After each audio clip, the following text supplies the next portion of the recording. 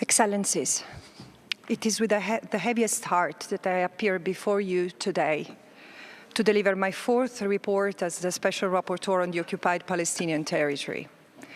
Following nearly 6 months of unrelenting Israeli assault on occupied Gaza, it is my solemn duty to report on the worst of what humanity is capable of and to present my finding: the anatomy of a genocide. History teaches us that genocide is a process, not a single act. It starts with the dehumanization of a group as other and the denial of that group's humanity, and ends with the destruction of the group in whole or in part. The dehumanization of Palestinians as a group is the hallmark of their history of ethnic cleansing, dispossession, and apartheid. In the words of Edward Said, Palestinians were made orphans of a homeland by the creation of the State of Israel and its continuous policies, intended to erase their presence from their land. Genocide is defined in international law as specific sets of acts committed with intent to destroy in whole or in part a national, ethnical, racial, or religious group as such. It is often referred to as the crime of crimes due to its complexity and because of the challenge of proving the specific intent as the Convention requires. And yet, this complexity is not about the creation of a hierarchy among atrocity crimes. It's rather a reflection of a different nature and scale. The heightened threshold for intent, namely to destroy a group as prescribed by Article 2 of the Genocide Convention, must be proven directly or inferred from facts which admit of no other reasonable inference. But when genocidal intent is so conspicuous, so ostentatious as it is in Gaza, we cannot avert our eyes. We must confront genocide. We must prevent it, and we must punish it. The catastrophic situation I investigated is known, as it has been broadcast to the world in real time by its victims. Astoundingly, rather than halting its momentum, a minority of powerful member states have provided military, economic, and political support for the atrocity, compounding the devastation it has wrought for the Palestinians. In this assault, the sixth and most egregious in 16 years, Israel has killed more than 30,000 Palestinians, including 13,000 children, more than the children killed in all conflicts worldwide in 4 previous years. Journalists, doctors, nurses, artists, academics, engineers, scientists, and their family members, a whole society has been targeted. A further 12,000 Palestinians are reported missing, most presumed dead.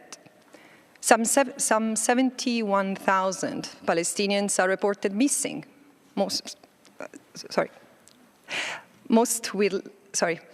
some 71,000 are injured, most with life-changing wounds, made worse by the decimation of the healthcare system and overwhelming unsanitary conditions created in Gaza.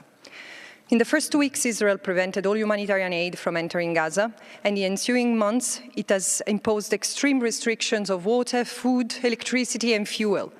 Israel has blocked the entry of medical supplies, including anesthetics, incubators, and even baby formula. Convoys have hardly reached northern Gaza.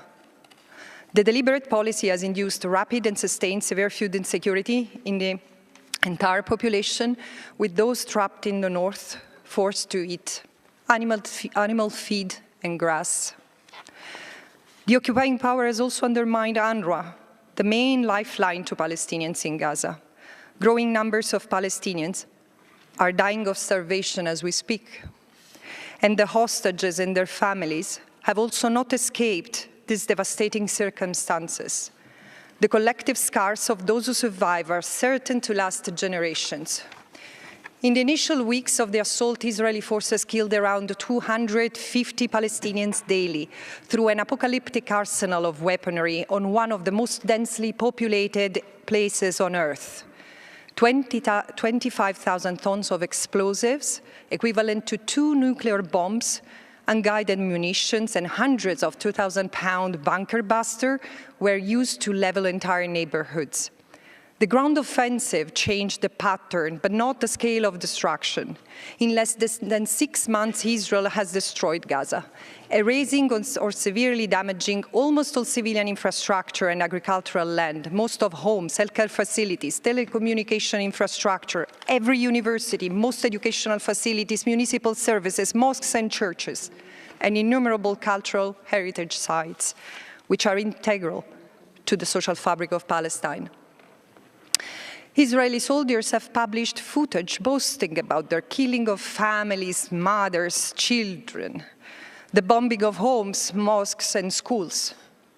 Self-incriminating videos show them sadistically mocking and humiliating their Palestinian victims, not only by violating their physical integrity and right to life, but also their dignity, their most intimate possessions and spaces that the soldiers have entered and looted, and by desecrating cemeteries and places of worship. When the ground offensive started, the number of daily casualties seemed to reduce, but in fact, the level of atrocities increased. Mass disappearance and arbitrary detentions, widespread and systematic torture and inhumane treatment add to the experience of endless death and loss.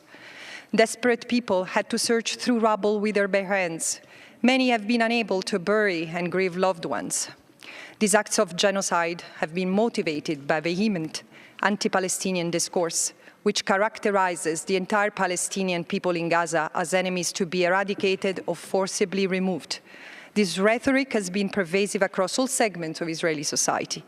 That Israeli high-ranking officials with command authority routinely called on soldiers to annihilate the people of Gaza is compelling evidence of explicit and public incitement to commit genocide. Evidence further indicates that this genocidal incitement has been internalized and acted upon by soldiers on the ground. One of my key findings is that Israel's executive and military leadership and soldiers have intentionally distorted rules of international humanitarian law, distinction, proportionality, and precaution in an attempt to legitimize genocidal violence against the Palestinian people by deliberately stretching the definitions of human shield, evacuation orders, warnings, safe zones, collateral damage, and medical protection. Israel has used their protective function as humanitarian camouflage, with the effect of concealing patterns of conduct from which the only inference can reasonably be drawn is a state policy of genocidal violence against the Palestinians. Blurring the distinction between protected civilians or civilian infrastructure and combatants or legitimate military targets, Israel has effectively characterized the whole civilian population in Gaza as human shields or terrorist accomplices as a matter of legal policy. Those who managed to evacuate to areas that Israel defined as safe humanitarian zones have been met with further attacks, their deaths and injuries justified as collateral damage. By making repeated claims which have been systematically discredited that Hamas used hospitals as operation centers, Israel appears to be operating on the premise that if you tell a lie long enough, people will believe it.